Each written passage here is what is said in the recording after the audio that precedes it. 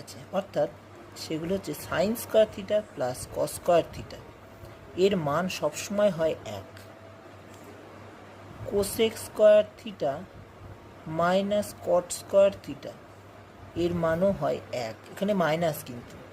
আর একটা আছে sec square theta minus tan square theta, এটার মানও কিন্তু 1। এই দুটোতে কিন্তু মাইনাস আর এটা প্লাস, এইটা অভেদা বলি।